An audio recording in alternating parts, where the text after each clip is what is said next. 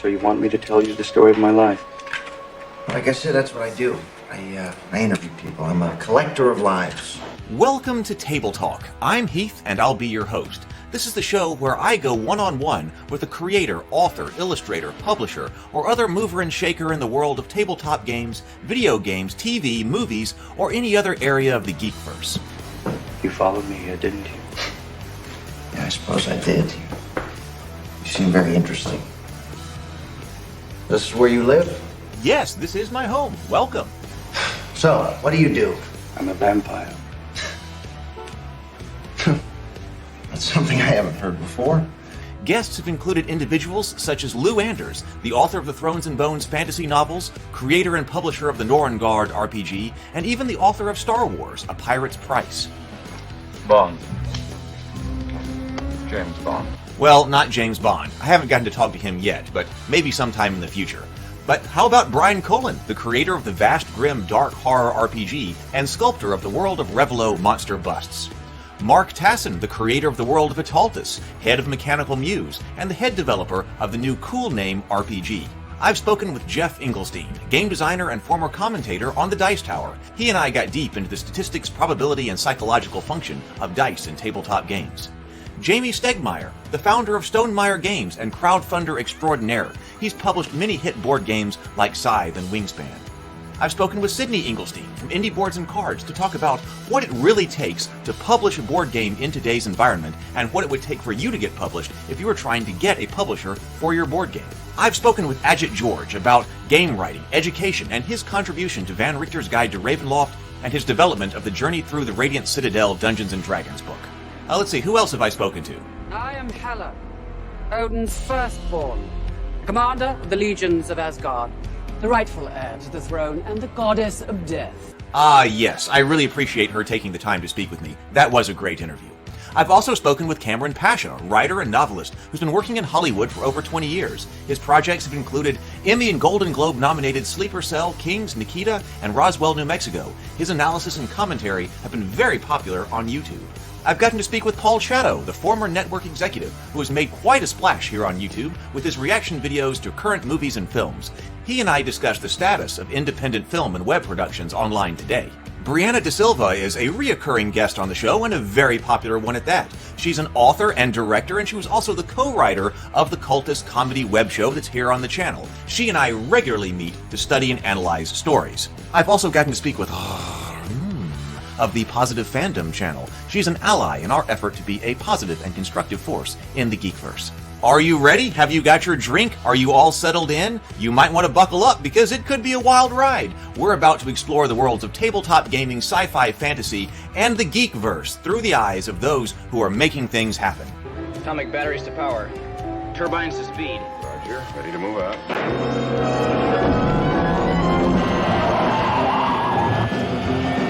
It's time for Table Talk. Good evening, everyone, and welcome to a very special Sunday night edition of Table Talk. I'm Heath, and tonight we're going to be talking about John Wick through perhaps lenses that you haven't heard John Wick discussed through so far about the heroine's journey, and also I have some notes here on the relationship between John Wick and Beauty and the Beast. So that's what we're going to be talking about tonight. All of the movies, the 1 through 4, and we're going to be doing this tonight with Doug Burton, the author of The Heroine's Labyrinth, who we spoke with about a week and a half ago. That's the alternative to The Hero's Journey. Welcome, Doug. Well, thank you. I appreciate it. Glad to be here. It is so good to have you. I thought you would be. I've been wanting to talk to about John Wick with somebody, and I thought you would be the perfect person since you have the perspective of The Heroine's Labyrinth and you have some analysis of John Wick through that lens. Well, when you said that there was potentially a connection between John Wick and Beauty and the Beast, I was like, I've got to hear this. This is going to be good. I was not everyone. Oh, look, Brianna is here. So Brianna is actually here. Hey, Brianna. So she is watching and listening here while she is at work. I was going to say that I noticed that somebody was not happy with our analysis actually earlier. I noticed that somebody had put comments. This guy, nah, had put in the comments that I was like, oh no, I will not be watching this after your like pathetic attempt at analyzing Pan's Labyrinth. There's no way I'm watching this. And I was like, well, okay, thank you for commenting. And then I realized then later he came by and deleted all of his comments. Oh, wow. People like that always amuse me. That's interesting. I can't imagine anything that would be so provoke such a response out of that video. I thought that was a great video. All right. Well, let's go to John Wick. Now, this is going to be an overview of all four. I mean, we're talking about the whole franchise here. We're talking about all the movies. This is not just like John Wick 4 analysis or anything. Like this is the whole franchise right here. Okay. And so the first thing I wanted to say, I think, that in order to frame the whole thing is that even though, like, when you're discussing something, you very frequently talk about the things that you don't like. Right. Yeah, that's easy to do. And you can get caught up on that if you really like something, then you don't, if you really like something, then those tends to be the things that you don't talk about. And I guess a great example of that is people really tend to like Lord of the Rings trilogy, the original, or not the Peter Jackson Lord of the Rings. So how much they get talked about? Well, comparatively, not as much as the things people don't like. And so there are elements of John Wick that I am critical of. And so those things tend to show up in the notes about things to talk about. But I think it's important to say that overall, I like John Wick. Yeah. I'm a fan of John Wick. Yeah, I was really late to the party. I people were talking about it, and I heard it was, the best Keanu Reeves was since The Matrix and all that. But I was really late to the party, and when I finally saw it, I was like, okay, I get what's going. Like, I get why people like it. It has a very unique blend of themes, and it's got its own brand, and I loved it. So I've seen all four. I saw John Wick 4 the weekend it came out with my wife. And you said you saw it as well, right? Right. I saw it, I believe, the second weekend, but I was also kind of late to the party that I didn't see any of the others in theaters. I saw 1, 2, and 3 all, at home streaming. Same here. And then that's why I was like, I am not going to miss John Wick 4 in the theater. So I made sure to go and see it. Yeah, actually, I did see John Wick 3 at the theaters and then 4. But like you, I was at home when I saw the first two to kind of catch up on it. And realized that I loved it. And I should also, I meant to say, we got lots of people here with us as well. Miranda was here, but also Mike Hansford, who's one of our channel members. Hey, Mike. And then also Zero the Blade is here. So it is great to see you this evening. So what we're going to do is we're going to have the conversation. Then later, maybe about an hour in, we'll take questions and comments from either Super Chats or channel members. And sounds good. And Heath, I was going to tell you, in honor of this conversation, I brought a bottle of John Wick Blanton's and poured myself a glass. So cheers to y'all. Oh, cheers. Cheers. Oh, cheers to you as well. This is the simultaneous drink. Yep. Yeah, right on. Yeah, Blanton's. I was watching John Wick 1 again last night, and man, I was like, what a sexy bottle that Blanton's is. And that's what he orders after he gets shot, or what the concierge sends to him after he's shot up, right? Yeah. Oh, yeah. I forgot which one that was. But anyway, anything like that bottle, I thought that was the bottle he was drinking out of when he gets shot. Oh, up. yeah, when he was doing the operation. Yes. Yeah. Exactly. Right. Yeah. Exactly. Oh, and James Bacon, another channel member, is here. Hey, James. Awesome. Hi, James. Welcome. So I was going to say that even though there are elements that when we're critiquing stories and stuff like that, on the whole, I want to be aware that I don't want to be too critical because I do like it. And in fact, this seems to be one of the very few franchises lately that has been able to consistently deliver to its audience. And as such, I think it has to be regarded as a huge success. Yeah, I totally agree with that. Because it seems like we don't have that many. If we're talking about movie franchises, maybe some other people will have some other examples in the comments. Maybe you do as well, Doug. But okay, Lord of the Rings delivered to its audience. 100%. I mean, they really didn't. They didn't hit a flat note the whole time, as far as I was concerned. That's something you could watch and rewatch the extended editions and never feel like you're taking up too much time. Harry Potter did that. They nailed doing Harry Potter, because you can always tell, like, when you're going, like, ideally, if you're doing this multi-movie franchise, the last movie should make more money than the first one, because you're accumulating the audience. Word of mouth is spreading. You should end on this huge note. And Harry Potter did that. Yeah, they didn't really have a bad Harry Potter. There's ones that are better than others, but there was no bad Harry Potter movie. And everybody was always thrilled to go and see it. Like, Yeah.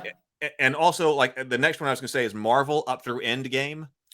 Like, yeah, I don't know anything about comic books. I was never part of the comic book superhero kind of thing. And of course you could say, okay, they're good movies. They're down, I'm sure there's variation within all the movies from the start to Endgame. They're not all like fantastic. People will argue about that. But as far as consistently delivering to their audience, like I would watch on Facebook or Twitter or other things, people, oh my God, I got to go see this. Then they're coming back from the theater and they're posting about how great it was. They're excited to go. They were happy when they left. And I was like, I don't really even know these characters because I'm just not a comic book guy.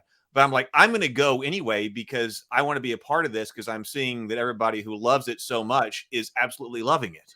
Yeah, I mean, what Marvel did from Iron Man to Endgame was pretty unprecedented. I had never seen anything like it.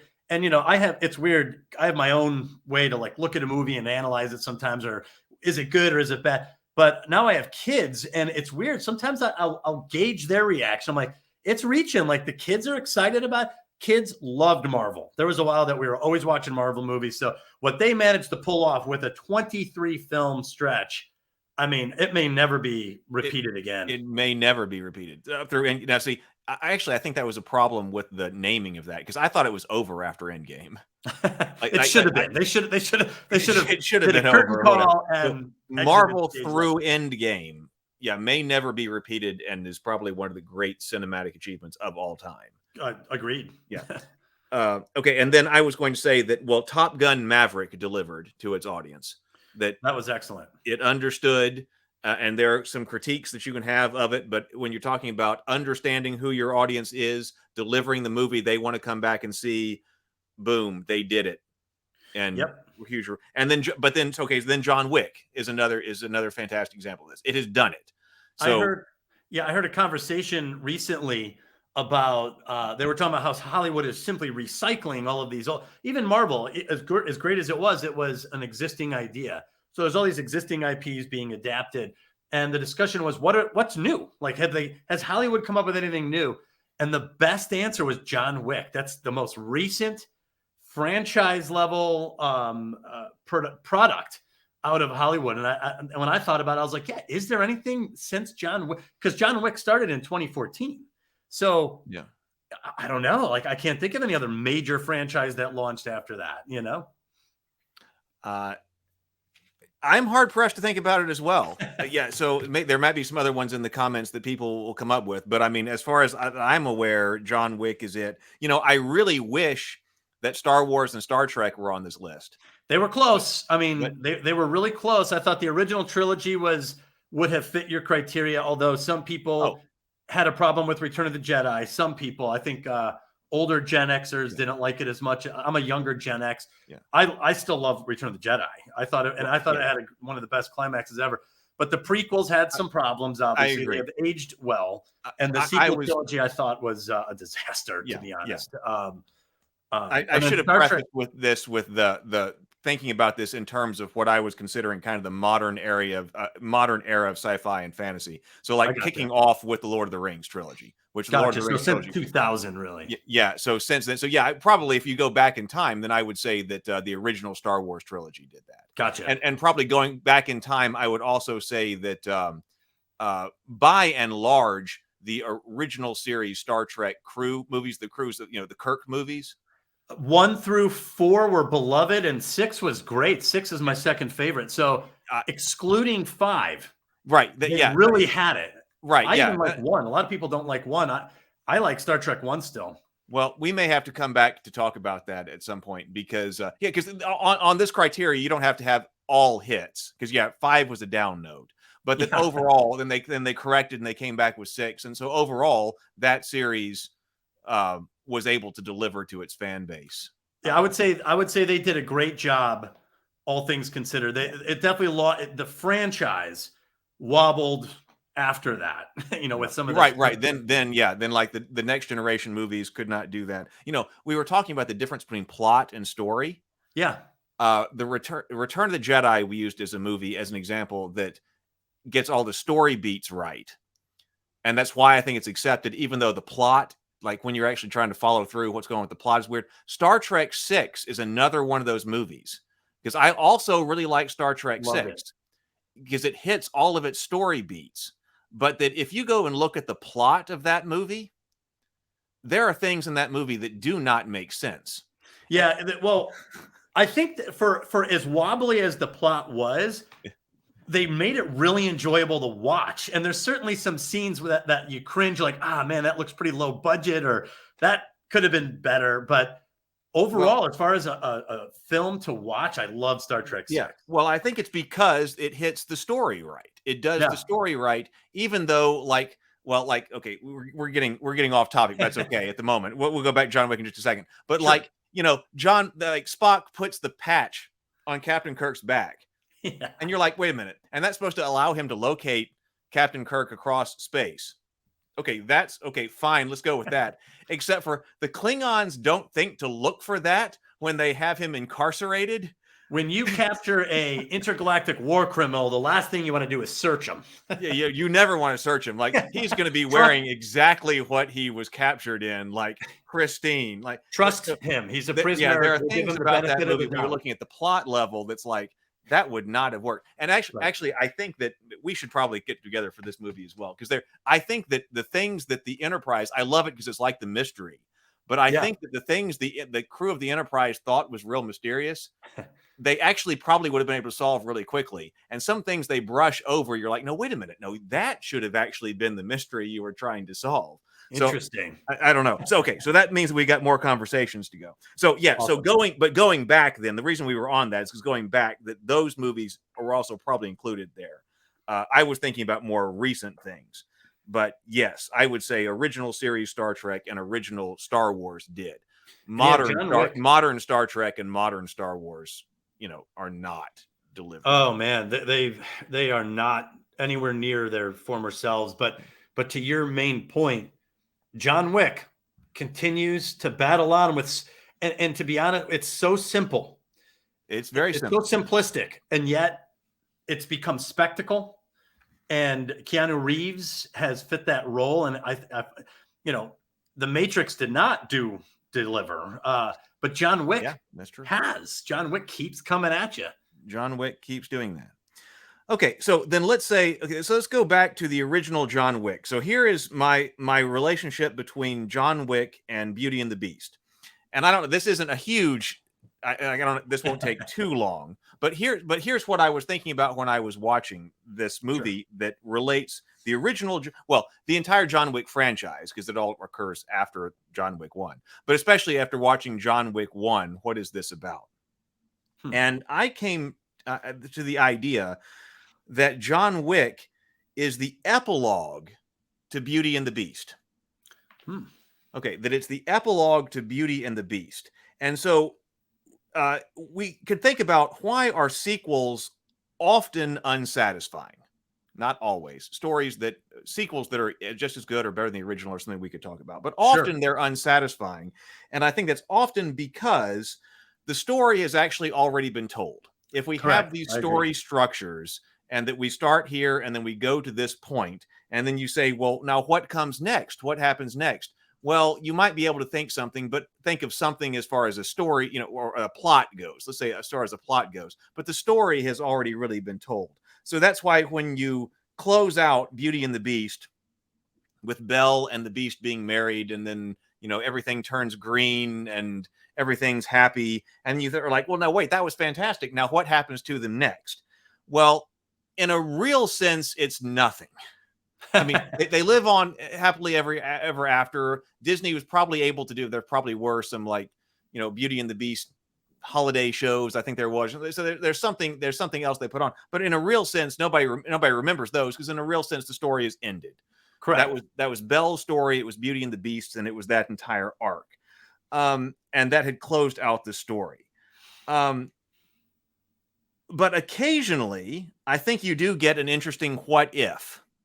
Like, okay, let's, instead of just saying what happens to Beauty and the Beast after the story concludes, and just have Belle and the Beast doing something, what happens if something rather dramatic happens? Like go from rated G to rated R.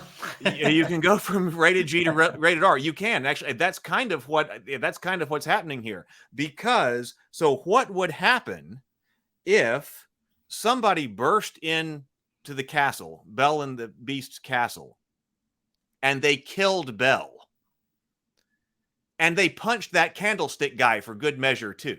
They punched him. They killed Belle and they punched that candlestick guy. Oh, this is a massacre. What would the Beast be? What would happen to the Beast? Okay. There would suddenly be nothing to restrain the Beast. Everything that restrained the Beast was Belle. Oh, yeah, for sure. And if you take that away, particularly violently, what is that story going to be? That story is going to be an unbridled story of revenge and probably violence and brutality as the Beast exacts vengeance on whoever killed Belle. Well, the Beast had that side to him. Yeah, absolutely. Absolutely. So I think that's why when we open up John Wick, I've actually been paying a lot of attention because I've been trying to write the first 10 pages of my Tales of Rabavania script. Oh. I had to throw out my first 10 pages, and I've been writing them again because I've done a study. This is a really interesting thing to do, a study of like my favorite movies and just watch the first 10 minutes. Just to see what grabs you. Right. The stories that are working, what do they show in the first 10 minutes? And so John Wick actually covers a fair amount of ground. It starts on action because it's told in flashback. So it starts on action with him, and then he's seeing her and bringing the picture of her up. And then you start with her death, and then the funeral, and then the acquisition of the dog. And that's basically and then I forget exactly where it ends in 10 minutes, but basically you get that arc, right? Right. And you can move through that pretty quickly because I think that instinctively the audience understands what that story was. That the story that came before John Wick was the story of Beauty and the Beast. Was this dangerous beast-like character, and then Belle comes in and kind of and tames that down, and they get to live in this high, luxurious castle. Exactly. That's the story. That when you're doing just the scenes and the scenes and things like that, you don't need to be told in explicit detail what it was like when John Wick met his wife, because you know that he's this high-powered assassin guy, whatever, and then she's not. She can't. You're not really told much about her at all, except for that she's not.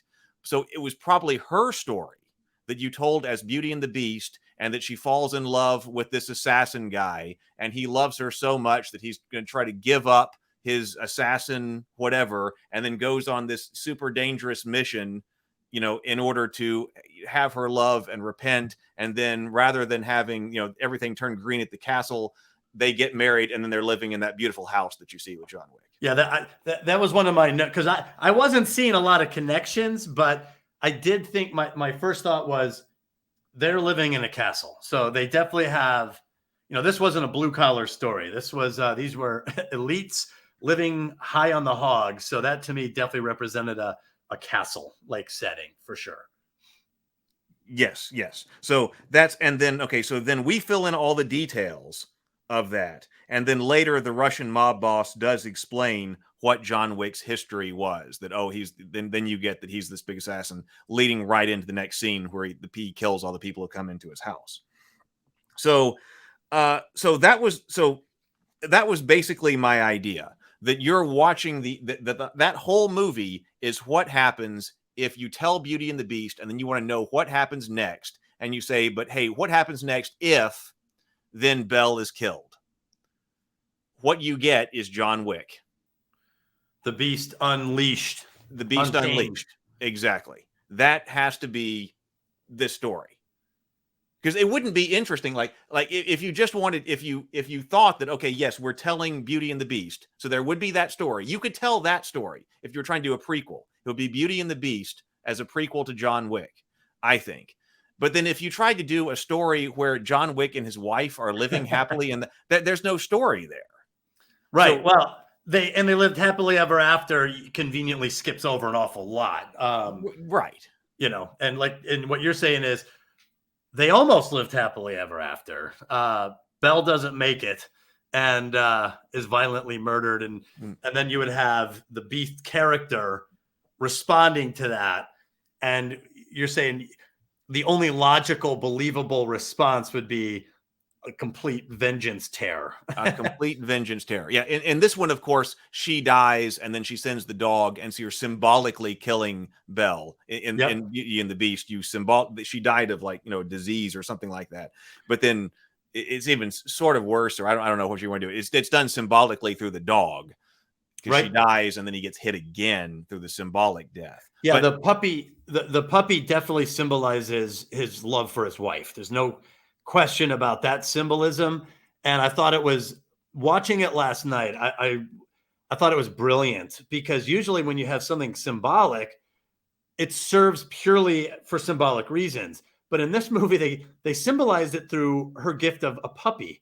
And then they showed bad guys murdering the puppy, and you're like, I would kill those guys too. Yeah. Like, you have this emotional reaction to that attack on the puppy. You hear it yelp and you see it laying there, and then they set it next to him. I'm like, oh man, these guys are really pushing it on the what's going to trigger somebody. So they had this symbol, and then the symbol they chose was something that we all are so protective of and fond of. It's man's best friend. So then you show this cruel twist on that. And I was like, man, for a symbol, and everyone, when you talk about John Wick, they all talk about the puppy. So that has lodged itself into our collective minds. I want to talk about how it ends. I'm going to toss it to you for your analysis here, but I do want to talk about how it ends, and how it ends is, of course, actually at the end of John Wick 4. But I wanted to specifically pay attention to how John Wick 1 ended, because it is kind of a self-contained story. This is one of those situations where I think it's probably a drawback to the style of storytelling, because you don't know, if you put out John Wick 1, you don't know if it's going to be successful or not, by and large, or whether or not you're going to get a sequel. And so, of course, it's kind of an example of, like Star Wars, what we call A New Hope now. That's a self-contained story. And then, okay, that was so successful, we get another one. John Wick 1 is self-contained. It is. And then it keeps going. So actually, we have two endings, kind of. Because I was like, now, wait a minute, how did John Wick 1 end? So John Wick 1 does end with reconciliation for the Beast, because he gets the new dog and he walks off. So that's what makes it kind of a self-contained story, and yet one that can continue. I agree. But ultimately, I think John Wick 4 is right. And I've told people before that in all of these situations, we're spoilers or whatever's open. This is story analysis. So, all this is open. The only way, and if you think about it in the context of the epilogue of Beauty and the Beast, if Belle is murdered and the Beast goes on a rampage, how is the only way that story can end? I mean, complete bloodletting. He would have to kill everyone involved, which he does essentially. The reason John Wick continues is really due to the rules of the Assassin's Order, which seem to be violated. So it's his participation with this order that continues his story into 2, 3, and 4. And the order becomes a bigger and bigger deal to the conflict and to the story. But clearly, in terms of a self-contained story for part 1, the only way it could end is if everyone who was responsible for killing, the equivalent of Belle, is eliminated. I mean, that's the only. If it's a vengeance story, it doesn't end with "I got most of them." It has to. No, it doesn't end with "I got most of them." No. Yeah, I got all of them. I just had a thought about another importance of the dog, because I was going to say that the only way that this can end ultimately is with the death of the Beast, because you couldn't accept the Beast, you go through the whole Beauty and the Beast and the love story with Belle, and then Belle is killed, and he goes on his rampage, and then ultimately the Beast finds another lover. Not after the rampage. Not after the rampage, and not after the emotional investment with Belle in the Beauty and the Beast story. That, oh yeah, he just finds because you don't want to repeat that story. Like, you wouldn't send it through another Beauty and the Beast arc, because you've already been through that, and you're like, and plus, if we're emotionally invested in this other woman, then okay, now he just got, he did ultimately get over it. Like, so I think it ends with the Beast's death. I think you're right. I think if you're stringing it together where the follow-up is a vengeance story, and not just a vengeance story where like he kills the guy who did the bad thing. Like, he kills, I think I read this, he kills 77 people in John Wick 1. I think his death toll was like 439. I read something about, I was thinking, I know somebody has counted this, and I think, it was like 400. You don't slaughter 439 people and be like, the good thing is I found love again. I found love again. Right. Like, I think you're right. I think at that point you have to retire in the most pure sense. Like, I think it should end with his death. I think you're right. Right. Okay, but wait a minute. But John Wick 1 didn't. I think this is the importance of the dog. And I think they must have thought about this. Like, right now, I've kind of just had this idea. Because let's say that we redid John Wick 1, but instead of the dog thing, like her dying of disease and the dog thing, let's just have there be a reason why the bad guys come into the house and shoot her up. And kill her. A little bit more brute force type of more hit direct. on her. Okay, but now we're still trying to close out this story. So in John Wick 1, as it stands, he gets resolution because he adopts another dog, and the adoption of that other dog is coming back to peace with his wife. Right. We wouldn't. So, but if we have her death due to disease, dog killed, adoption of new dog. If we didn't have the dog and we just had her get brutally shot up in the house, would we accept him having a new girlfriend at the end? I don't think so. I think that probably not. I think the nature of his style of vengeance, because let's be honest, there's a couple times I was watching the movie again last night, and I was like, he is the angel of death. These people are afraid of him. It's rare to see. Usually the bad guys are the ones we're afraid of. And John Wick is blatant in that the villains are terrified of him. He comes into the car dealer. The car dealer's like, get that out of here. The Vigo plead like several times, like, please, let's try to work this out. I'm like, man, these people are terrified. So if you become the angel of death and you slaughter 77 people because of this, you are unforgiven. There's really, in a sense, that there's no coming back from that. It'd be hard to say, like, to show him sit down at a bar and meet another chick at that point, because I think he spent himself on that emotional level where you fall in love with somebody, you give it all away, you are committed, and that person is gone, and that the memory or the symbol of that person is desecrated. And your solution to this is to go on a rampage. I think you have taken the love side of yourself and taken it to a place that you will not come back from. Yeah.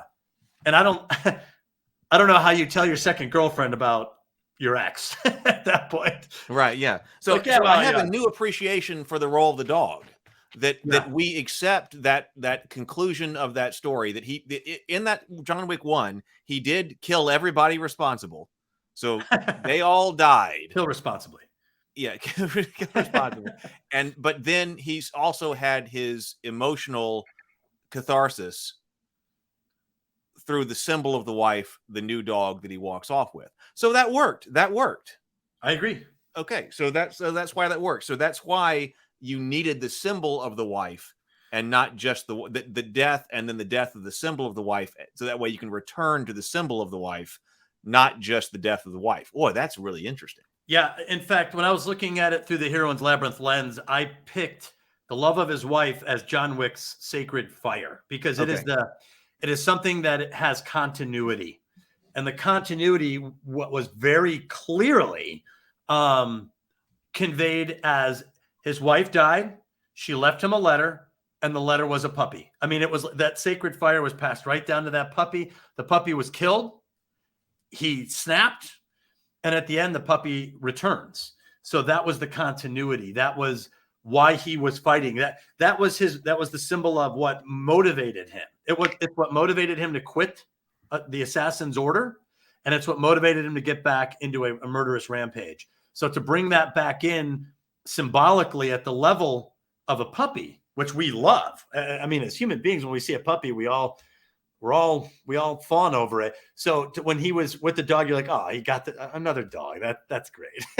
So it works. Like we're with him. We're emotionally, we feel as a viewer, I feel like we feel reconciled with the whole arc he just went on. Because it's very action oriented. Like I said, it's very simple. The story is simple. And it's loaded with action to the point of spectacle that we love, like good spectacle. But I think the puppy is what is the symbol, is the form of continuity that he was invested in. And I think, and I mean, it carries on in the subsequent movies too, to varying degrees. It becomes almost mythical. It does. Yeah. So I was going to say, I'm going to toss it to you then for more on the Heroine's Labyrinth. So I was going to tell people as the pattern in the story, because I was going to tell people that Doug is the author of the Heroine's Labyrinth book, which is looking for a publisher now. And we looked at that a week and a half ago or something like that with Brianna. So there is another video that's already been done, live stream. If you look for that under Table Talk, where we went through Doug's theory and that he's going to be publishing in a book form. And that also on Tuesday, Brianna is going to be back with Doug and we'll be diving deep into the Heroine's Labyrinth. So that's fun. This framing. So yeah, but you said that you saw that actually, because it seems very obvious to me that when you're watching John Wick 1, you're not watching the hero's journey. Because it is not the hero's journey. The story doesn't make sense, like starting with John Wick as a nobody, because he's got to be an older guy, because he's got to have all, like, then you believe that he's this master assassin. If he were like 16, none of that would work. You have to know that he's been through, like, I think, the Beauty and the Beast and how all his training, and now he's going to go on this story. So how did you interpret the structure of John Wick 1 according to you? So yeah, there was several times where I've thought this before. In fact, when I was watching John Wick 4, I thought there's several elements of it that tie in with the heroine's journey. And this will be an interesting topic because the heroine is John Wick, who's a male. But it's clearly not the hero's journey. There's no wise mentor character. There's no, it's missing way too many things to be truly considered a hero's journey story. However, it does match up on several accounts with the heroine's labyrinth. And starting with that dog, the dog is a sacred fire symbol, which is something that denotes continuity and something that the hero or heroine cares deeply about. It's deeply personal. And that dog and the love of his wife, the dog represents a continuity of the love of his wife. That's the continuity. It went right into that dog. And when the dog was murdered, it was as if somebody was trying to harm the memory of his wife, which he views as sacred. Otherwise, he would never have gone on that spree. And to your point, like, what if the beast had to deal with the death of Belle? That means something to him, something so much so that it needed a symbol, and it served as the motivation and catalyst for his entire vengeance story. So there's definitely a sacred fire symbol. And what was interesting is when I began to analyze it, I was like, well, what's the native culture? Clearly he stays in, because part of the labyrinth is this idea of game rules or game theory that a lot of heroines react to. They feel like there's all these rules.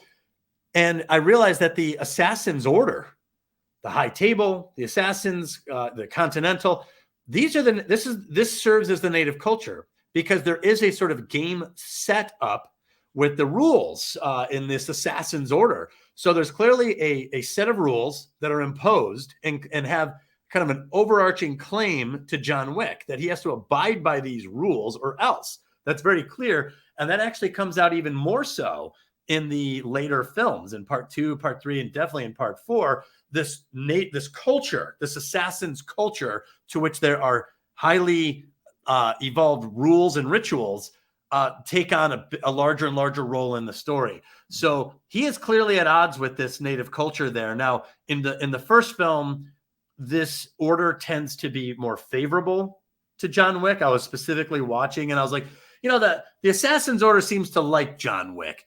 But that doesn't hold up in part 2, 3, and 4. That becomes much more problematic.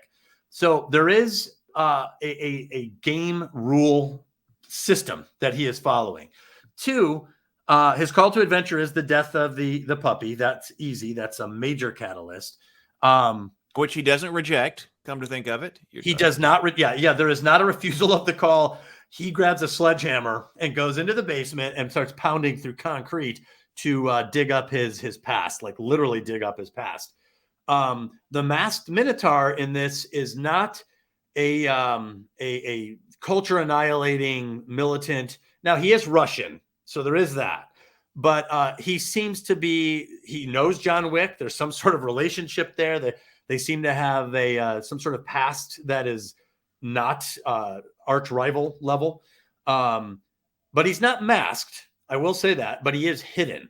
And there's clearly a structural element of John Wick fighting his way to the center of the labyrinth to fight the Minotaur. So I do think that that's in place.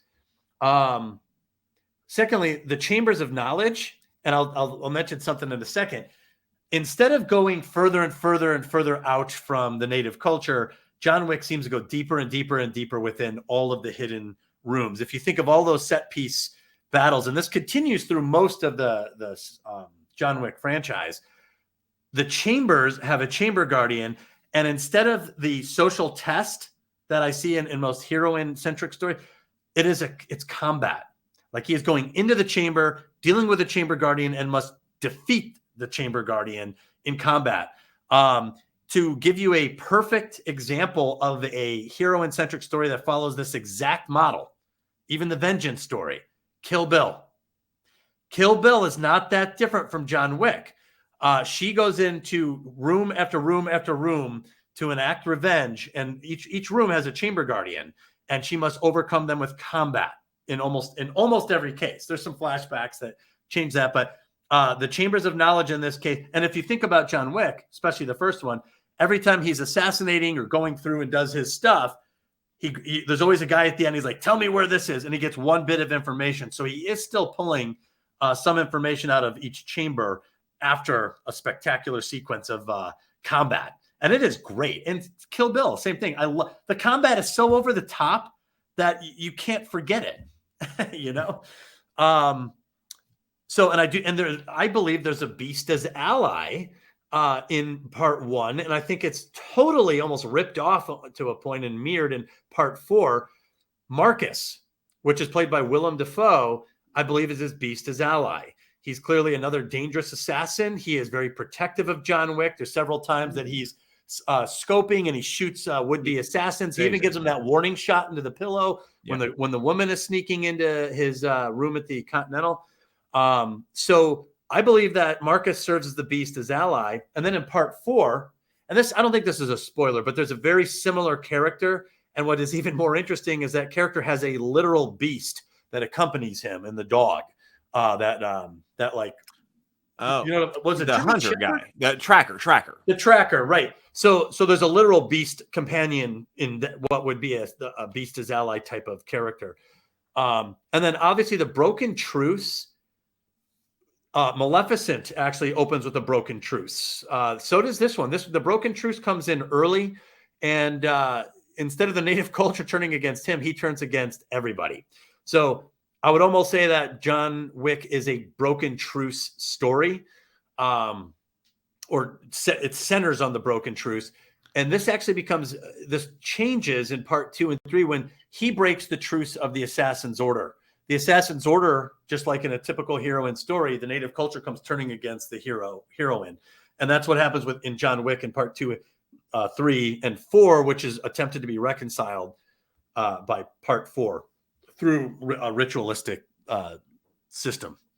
There is a poisoned apple, but I would say, I'm going to say, this is where, for all the writers out there, this is where, and this will happen to you a lot.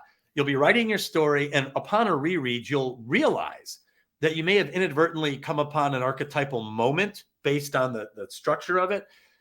If you identify that moment, you can build it out to fit the archetype more perfectly. The poisoned apple moment is when John Wick has a submachine gun, and Vigo is there, and he is shooting out in the open, and a car bumps into a car, and it hits him, and he falls down, and he passes out. Now, that's not a very creative poison apple moment to me, because there's nothing delivered by the villain or the masked minotaur of the story to knock him out. If I was to do it, I would have someone shoot him with a tranquilizer dart or something that says we use this on elephants or rhinos. I would have him literally knocked out. But in the way it worked in the story, he gets hit by the car and he knocks out. The reason I think that's a poison apple is because it happens at the end. And when he awakes, like all heroine-centric stories that follow the poison apple, he's restrained and the masked minotaur is in front of him. And the masked minotaur does not try to kill him. If you listen to the dialogue, the masked minotaur is trying to convert him. He's like, we used to be friends. Why are we doing this? You know, it's just a dog. You know, isn't there any way we can reconcile? And John Wick is like, basically, F you. You know, he's like, there's no way we can reconcile. I'm going to kill your son, which is a deal breaker, obviously, to the Minotaur. But the nature of him getting knocked out and what happens to him after, the archetypal setup there would fit a poisoned apple, except the filmmakers didn't come up with anything creative to knock him out. They just had him get hit by a car and go unconscious. And if we've all seen the John Wicks, now I don't even buy it. I've seen him fall from like 20 stories and get up and like run away. Right. Yeah. In part 4, he's hit by like 30 cars and it doesn't affect him. So that's why I like 1 a bit better, because it's a bit more grounded. It was definitely more grounded. And I think that's very important. I always think of like there's an episode of The Office where Michael Scott, of all people, is analyzing Die Hard. And he's like, in the first Die Hard, he's a blue collar guy. He goes, and in part 5, he's jumping off motorcycles on the helicopters. So, you know, it gets more elaborate. But anyway, technically it was a poisoned apple type of moment based on what all happened around his loss of consciousness and what they try to. And if you think about the extraction, they're trying to extract. He even says it was just a puppy, damn it. Right? It's just a puppy. He's trying to devalue the symbol that the story established as the love of his wife. So he's even saying, don't make that sacred. And this will all go away. And John Wick refuses. He's like, it's sacred. And that's his famous line. I'm thinking I'm back, you know? Yeah. He has a great, he explained, I remember that it's not just a dog. He goes to great lengths to explain why that dog is not just a dog. Yes, he does. You're right. He devotes a pretty charged, emotionally delivered response to what the dog is. And he says, that was the memory of my wife. And he's like, and you took, like, he loses control. He's like, and you took that from me. So he refuses to convert basically to the Minotaur has him restrained. So to me, it serves as a poison apple type moment structurally. I just thought it was not very creative how they knocked him out. That was my opinion on that. And then one of the main themes, and this is undeniable, home is battleground. The invasion of the inner sanctum occurs in multiple ways in this story. Obviously, the bad guys come right into his home and they threaten him and they menace him. And that's where, of course, they kill the dog. So home is battleground. Clearly, it's the first time we see John Wick in action with that gun, with those violent up-close shots. The close quarters combat like that. I mean, that was the first time I've ever seen a handgun used like that, like for action. And I remember being blown away by it. I was like, holy cow, this guy is like brutal. It's like brute force up close with a handgun. And then later, even when he's in the Continental, one of the key components to the home is battleground is places you're supposed to be safe. He's in the Continental. And he's still not safe. And the native culture has rules. You cannot, no business conducted on these grounds, right? And that female assassin comes, she breaks the rules and she invades his hotel room, and they have a fight there as well. So home is battleground repeats a couple times in John Wick, and it leaves a mark on us, the viewer. We react to it the way he is, like, oh man, they're in his home, they're in the hotel room where he's supposed to be safe, and we react to it. So it definitely has those themes. I didn't really see a Shield Maiden moment, to be honest with you. I would say the closest the movie comes structurally is when Marcus is being tortured. However, John Wick arrives late and Marcus is already dead. So structurally, that could have been a Shield Maiden moment, but Oh he's yeah, a yeah. guy. He's not a yeah. I kind of wanted him to be able to help him at least some. It would have been not but so that could have been there. But yeah, Right. Structurally, the moment had arrived for that to happen. It just didn't. It didn't happen, so it never quite materialized. But if I was writing it, that's a perfect spot to have that. The assassins coming in for the final blow and him getting in front of them and blocking them. And then I would have Marcus tell him something and then die after if I was writing it to fit the archetype. And then atonement, no doubt about it. You totally hit on it. You were all over it right off the bat. The atonement is him getting another dog. He reconciles with this problem that his sacred fire was, they tried to take it from him, and it is in a sense restored by the presence of the new dog. And at least in part one, he reconciles with the native culture because they're kind of like, you're our boy, John. Like they're kind of on his side in John Wick 1.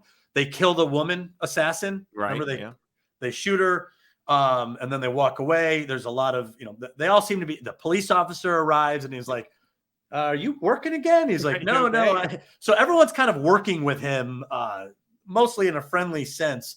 But that changes clearly by 2 and 3 and 4. So it is much more of a heroine's labyrinth structure. And there are several moments that are clearly defined that match up with the heroine's labyrinth, far more than any hero's journey model you would try to superimpose on that. It would be very difficult.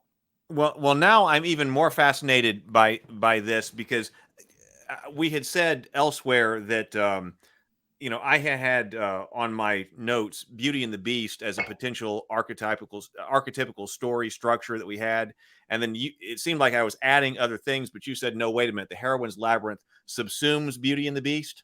So I was like, okay, well that's good information because now I'm not multiplying all kinds of things. We've got another group here, and so it would be even more fascinating if we have the Beauty and the Beast story part of the heroine's labyrinth. Yeah, and that if you take an epilogue of Beauty and the Beast, where you say Belle gets killed, that you have a rerun of the heroine's labyrinth, but this time with the Beast taking that position. Because I thought what you said about passing the sacred flame to the Beast. Man, that's fantastically interesting to me. Well, this is almost a case of the Beast storming the labyrinth. I mean, that's insane. That's probably what makes it so captivating. He goes into very highly guarded areas. I mean, danger. Like you get a sense that these Russian mobsters are mean business. They don't seem like incompetent stormtroopers who shoot and miss. I mean, these guys seem extremely violent and dangerous and capable, and he just cuts right through them. So you're right. Like if the parallel between the structure with the heroine's labyrinth as part of Beauty and the Beast, and then following it with an archetypal vengeance story with the perspective of the Beast taking revenge on someone who had hurt or harmed or killed Belle. He'd be storming the labyrinth to get to the center to kill the Minotaur in this case. So of course, if you really wanted to do this, the Russian mobster would have to be Gaston. He'd have to be the head of the Russian mob there. Well, I guess he dies though, doesn't he? Yeah, in the first one. So we've been. You got a few more minutes. You got a little bit more time because we should talk a little bit about John Wick 4 and then take some comments and stuff like that. I love John Wick 4 because we said that we could talk about, like, in our pre-discussion right before we came on, that like we thought we kind of agreed that 3 was the weakest one, but what happened here? I really enjoyed 2, but then what happened is that basically, okay, we had the self-contained story with 1, but now okay, let's go even further. So we come up with some new stuff like the marker. And it drags him deeper in. We just continue going on with revenge, basically in 2 and 3. Again, very satisfying to its audience. I mean, so this is going very well. Okay, but then we've got to wrap this up again. We got to wrap it up again. I guess that's a good way to go because we wrapped it up with John Wick 1. But now we're going to wrap this up again in John Wick 4. So I enjoyed watching John Wick 4. But that doesn't mean that I actually have more sort of just the critiques of what happened in it or some story elements of it than I would have in 1. Yeah. And go ahead. I mean, I have my criticisms too, but well, go ahead, lay them out because they're there. I mean, it's the movie is not without its faults. There's no doubt about it. It delivered what its audience wanted, and I think that it thought it knew. I think that it was self-aware that it could get away with that. That it had earned that by delivering to its audience what its audience wants. You're and its probably audience wants action scenes, gun fu, John Wick to be killing people, and it delivered that, and delivered that in a big way. Like one of the things that, well, actually, this is probably going to take us down a rabbit hole, so I'm going to skip that one for the moment. But like, for instance, what was extremely obvious to me while watching John Wick 4 was how unnecessary it was to go through the Japanese Continental anything about that. Yeah, they kind of made it they treated it like it was a sanctuary, and the owner of the sanctuary, who was supposed to turn him in, turned against the assassin's order to protect him. Yeah. And you're right. That's a little bit of a stretch. I mean, his daughter look out for. It was cool. Like, I think you made a great point. You just said John Wick 4, the writers probably knew they had some wiggle room with our patience, because all the things that would normally bother me, I was like, okay, but man, it's John Wick. So I think you're right. They had a lot of built up capital, and they spent it on this one. And I think they got away with it. To great effect, because it seems like when I'm watching people like YouTube review, and I haven't watched a lot of them. In fact, I've watched very few, but it's like the headlines on people's like going through by YouTube. They're like, this is the greatest action film ever made, and blah, blah. So they spent it, and they spent it well. But I think that they were extremely self-aware about that, because and I've only seen it once. I only went to see the movie once. I haven't watched John Wick 4 more than once. I saw it once. But I can't think of anything that he doesn't even get any information that I can remember, or like some type of object or something from the Japanese Continental. I mean, I can't think of anything that he got from that. But I think the writers were self-aware of that, because to me, it stuck out to me like just a sore thumb, like just a giant shining red light, is that after you've gone through this giant Continental Japanese battle scene, you've got the Marquis and you've got the Herald. And the Herald walks up to the Marquis and he says, the attack on the Japanese Continental was completely unnecessary. Oh, he says it himself? He says that. That may not be an exact quote, but it's pretty close. The Herald walks up to the Marquis and says that attack was completely unnecessary. It was, I think he might have said that it was just unnecessary bloodshed. And then the line that the Marquis turns around to the Herald with was, the bloodshed was the point. Well, that's pretty much sums up the writer's mentality then. Right. And that just like, that was like a giant neon sign that was telling me as I watched that. I mean, those lines just hit me like a freight train.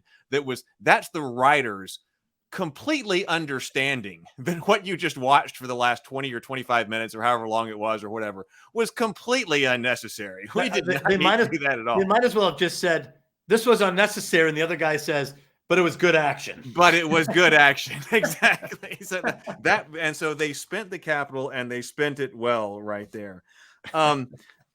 See, I think that, okay, so that's them being self-aware. I was unhappy. I was unhappy that they decreased the role of the Bower King, because he's a great character. He was a great character. And basically I was trying to think back, and all he does is hand John Wick a suit twice. Strangely, he does that twice. He hands John Wick a suit twice. Come up with something else. Just make that what your big suit handing moment. He does give him a gun too. And then later he ferries him around in a boat. And I was thinking, before we do the Japanese Continental scene, somebody says there's only one place that John Wick is going to go. And I said out loud in my mind, the Bower King. Oh, you knew right away. Right. Except for it wasn't the Bower King. It was to this guy in Japan we'd never heard of.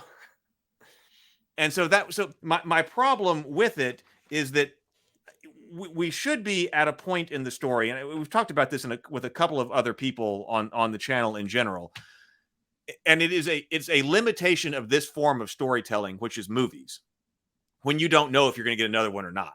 But you start off with this movie that's potentially self-contained, and then you start going out, and then if you're doing things right, at some point toward the middle, basically at the middle, you got to start coming back together. Right.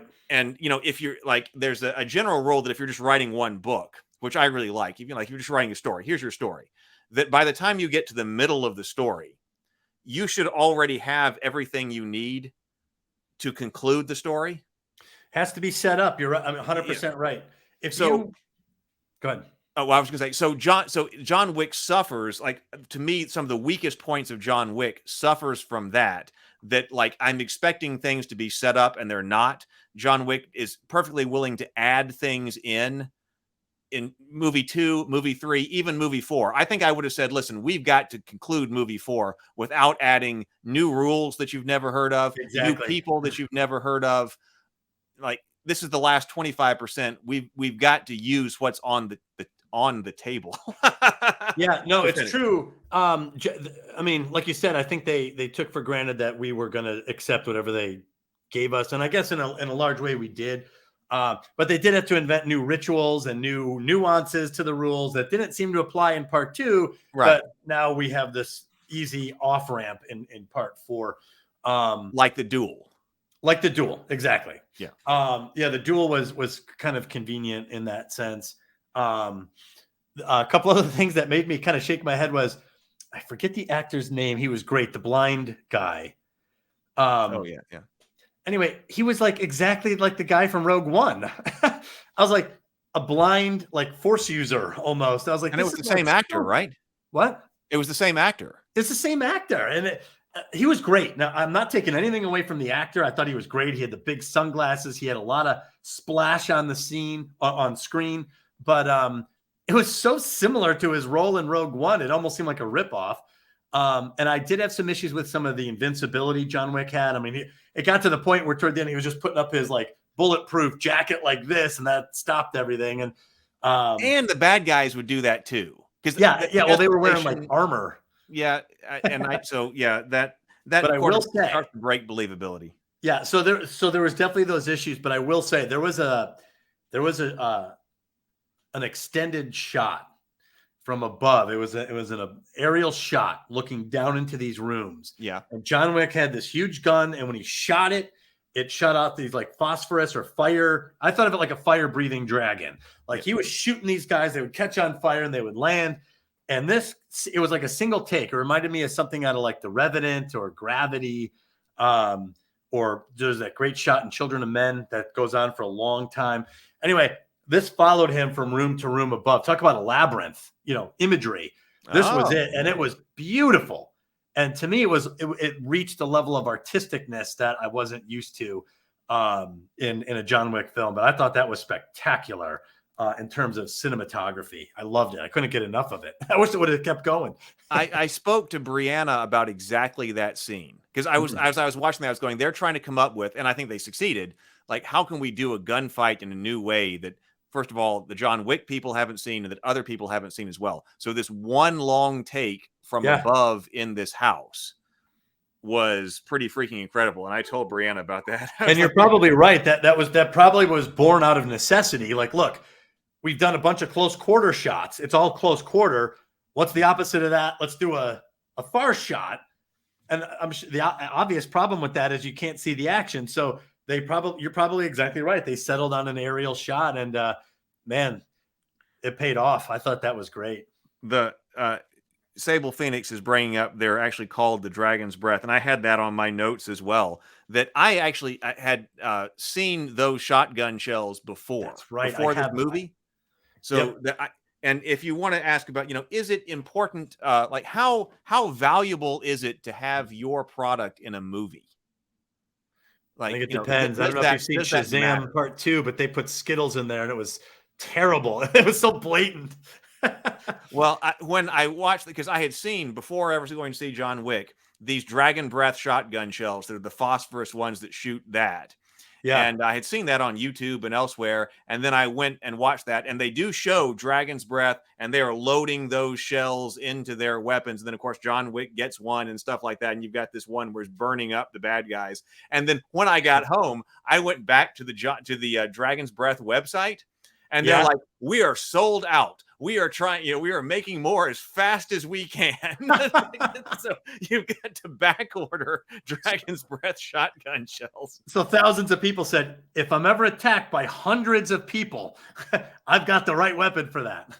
Yeah, exactly. So they paired the perfect product. What do people want? An amazing shotgun shell product with John Wick for the exact audience. And so kudos to the marketing of and I'm drinking Blanton's. I got that from John Wick. and that people brought that out. And actually the same way with Terran Tactical is part of his training.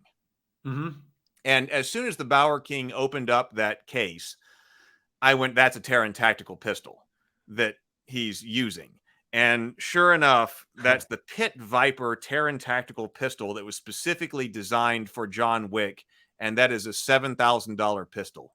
Really? Yeah, that you can buy now if you go to Terran Tactical.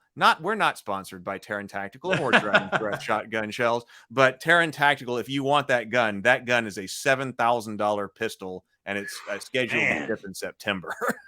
Boy, you got to be ready to shell out for that one. Jeez. Well, you're going to be shelling out whether you get the pistol or the shotgun shells, one way or another. Man. So actually, I think we may have just hit the. So I said I was unhappy with the reduction of the Bower King's role. That he should have been taking the place of the. It's almost like they added it in to be good, to add some level of familiarity to it. Yeah, and now of course, did you see the after credit scene? I didn't, because it was a 3-hour movie, and my wife only had people babysitting for the kids for 2 hours. So for the last 30 minutes, I was getting nudged, and she was checking her phone. So when the credits rolled, we were out of there. So there was an after credit scene that is very brief, but it continues. It suggests that the story will continue with the Japanese woman. Daughter. Yeah, the daughter. Right. Okay. Yeah. But like I said, what I think I would have done then is I would have just used the Bower King in place of the Japanese guy. And then if you want to have somebody to continue, make it the Bower King's daughter. I mean, you could have done the same kind of thing like that, but without having to introduce new people. So that was the idea of the weakness of this in general of this arc as this type of storytelling where you don't know if you're going to get going. There was or be able to continue to keep going. There were people introduced that would have been better if you were able to coherently smooth it all out. That's interesting, actually. I think that it did end. Now I have a little bit of a revised thought on this, because we did end it once with John Wick 1, ending with some resolution. But that as you go further, I think this ended with the only way that it could have, with the death of John Wick. Because can he ever be happy without his wife? Where is his wife? Dead. So he needs to be dead as well. Right. So I think that is ultimately where the prologue of the Beast has to go.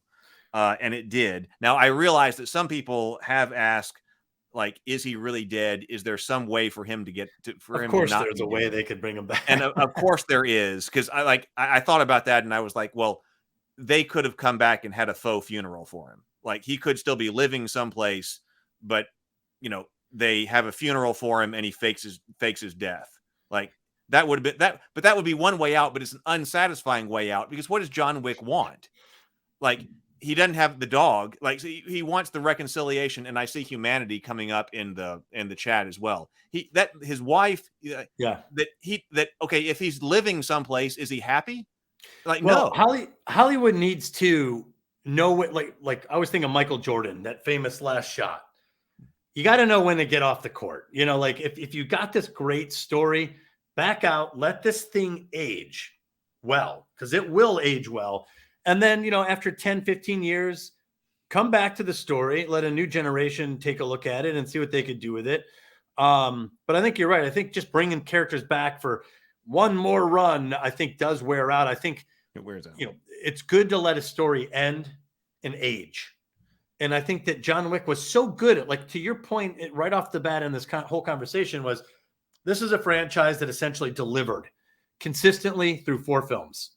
And they did do that. So don't muck it up.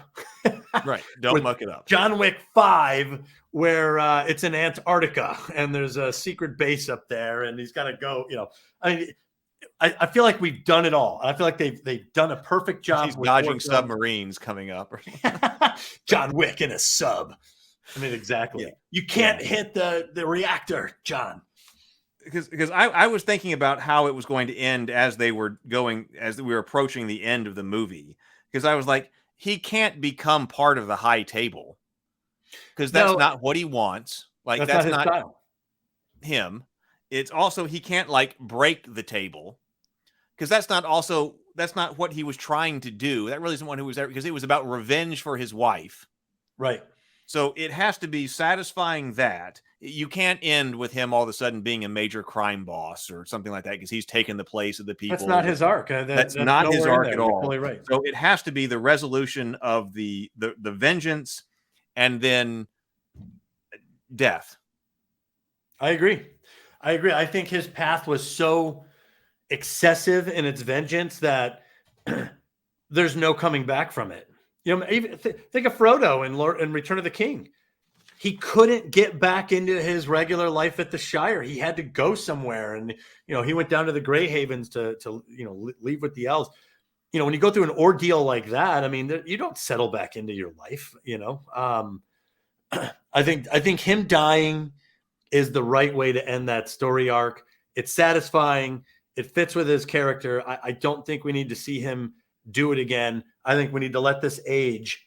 And if there's a revival of this or some other angle we could take or a new person who's a part of this assassin's order that we want to follow their story, my attitude would be like, just pick a whole new character who's a part of this order and come up with a new angle on it. It's not a puppy. It's not, come up with something totally new, but you have a structure there that you could fit within. And I think you could start with a entirely new character.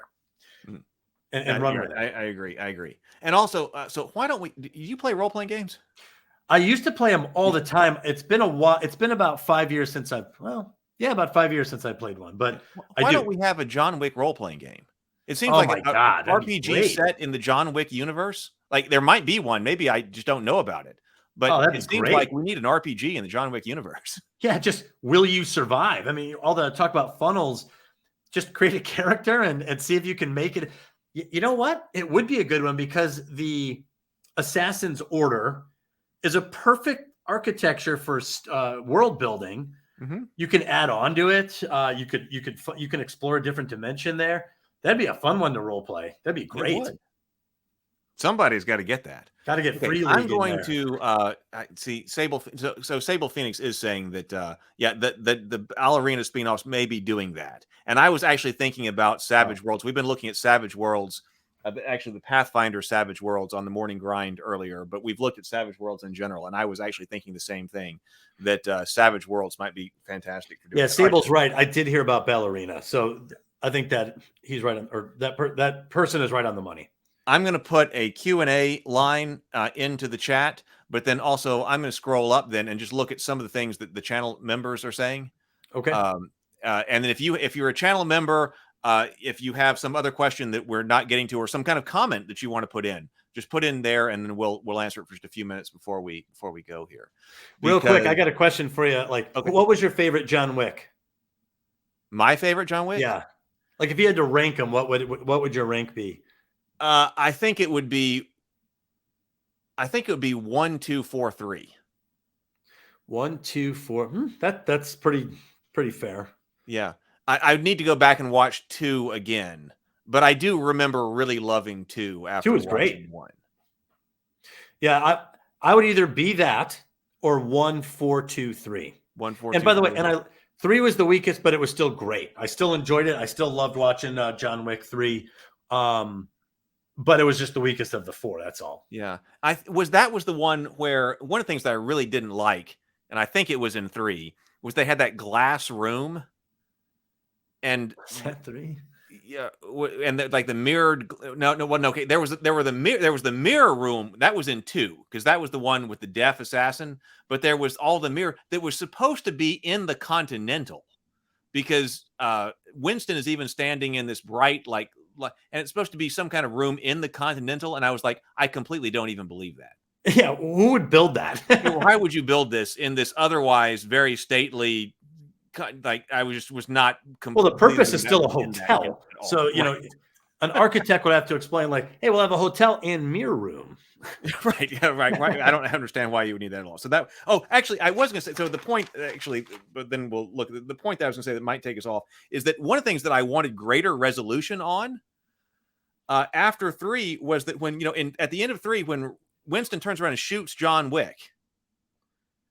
To me, it was open-ended as to whether or not he was trying to kill him or if he knew that he was going to shoot him in his bulletproof suit and that he was going to be able to get away. They did make a comment in 4, but it was more of like, I already shot you once. It was more of like a passing joke. It wasn't really, they didn't really, you're right. They didn't really reconcile where Winston stood because Winston seemed to be an ally of John Wick. And I wanted him to be that. Yeah, he seemed later to be bound by duty to fight John Wick, bound by the rules of the culture, of the order. But I think as viewers, we just liked his character. So I always knew that they were going to make him like one of the good guys. But you're right, they didn't really address that. I would have liked to have found out that was staged between John and Winston beforehand. Like a fist bump or something. Like, hey, that worked perfectly. It'd be like, okay, listen, how are we going to get you out of this? And how because that saves face on both sides. You shoot me, that way it looks like you're good with, and then I'll roll off the side of the building and be gone. And then I wanted that to be a coordinated something between. Yeah, and you're right. One line of dialogue could have addressed it. The fastest escape route. 30 stories down. Mm-hmm. Okay, so let's see, just what people are talking about. So we could go. We got a lot. I think there's a lot of stuff we talk about Lord of the Rings. Oh yeah, because like I said, we're not talking about here when this is going back to delivering. That we don't necessarily have to say that everything was perfect and everything is the perfect beat. We're just talking about delivering overall these franchises. No one lives up to that standard. Yeah. The story has been told. Yeah, I agree. I mean, I feel satisfied. I can't believe they got this out to be honest, I can't believe they made 4 movies out of this framework. The idea we're going to have revenge and we're going to have just this guy killing it and it just completely worked. So James is saying, that now James actually brings up, as far as notes goes, that as humanity, we talked about the dog representing the love of his wife, and then James wants to use the word humanity, but I don't necessarily think those two things are all that different, because you could definitely say that what did his wife bring to him? If you were looking at the Beauty and the Beast story prior to John Wick 1, she brought him humanity. Right. But I think what James is saying is, if we're imagining this as like a back end to Beauty and the Beast, without Belle, without his humanity there, he is only the Beast now. So that's what he means. I think that's what James means by regression. So he becomes the Beast in total, and it's terrifying. And that's part of what makes him so interesting as a vengeance subject. Yeah. Not his wife. Yeah. The dog doesn't represent his wife. The dog is a symbol for the love of his wife. She's the one who gives him the dog. He doesn't do it like, I need a friend. She gives him that letter. And I'll even say this. I noticed, this is a weird observation. I never noticed this before. In the beginning of John Wick, he's washing dishes and he gets himself a cup of coffee. And there's another cup with a daisy on it. And when he opens the letter that says, John, here's the dog, it's got the same daisy on it. So I think the empty coffee cup was his wife. The idea that his wife is absent. She's missing. She doesn't need the cup anymore. And the letter was her voice passing on this dog. So I don't think the dog symbolizes his wife. My wife would kill me if I ever thought that anyway. But the dog symbolizes the love of his wife and her knowing that John needed, probably to James's point, to retain your humanity. You need to love something besides yourself. You need to love someone else. You need to take care of somebody. And in a sense, there was that passing of the torch there. So when they killed the dog, he lost that. Without his humanity, he is a beast only. And according to the lore of John Wick, he's one of the most fearsome beasts that ever lived. James does say, so I got someone on my side. I convinced somebody. James says, I really like the idea of the beast reverts take you proposed, Heath. So 100% works. Well, thank you. Cool. Thank you. Very cool. There you go, Heath. Awesome. All right. Well, thank you so much for being here, Doug. We probably should wrap up here, but you're going to be back with us on Tuesday night. Yes, sir. I will. 7:30. We're going to get deep into the analysis of the Heroine's Labyrinth, because we took lots of notes. You explained what it was about a week and a half ago. So we went through the general theory. So if you're new here, or you're just coming in with the algorithm, or you're watching on replay, if you're interested in storytelling and the feminine alternative to the hero's journey, watch that. So that Doug laid it all out. And then Brianna has been watching. Brianna has taken lots of notes. And so I've been taking notes too. So we're going to go into analytical discussion on Tuesday night. And I rewatched Labyrinth, and there was definitely some themes that I'll point out how it works. And sometimes it's fun to look at a story so you can see how it all fits together. But there's definitely some other themes there that I think were missed that I'll at least lay out. Okay, so we'll talk about this also in the context of different stories as well, including Labyrinth. And if we talk about Labyrinth again, we'll really piss off that one guy. that guy will be very upset about that. He will not want to watch that. He's not going to like it. All right. Thank you so much, Doug. And thank you, everybody who has been here, who's watching live, and who is watching on replay. I will see you all tomorrow morning at 9:30 for the morning grind. And maybe we might even have a table talk tomorrow night. I'm reaching out to some people. But tomorrow we'll be live at 9:30 a.m. Central for the morning grind. So be productive, be creative, and I'll see you in the morning. All right.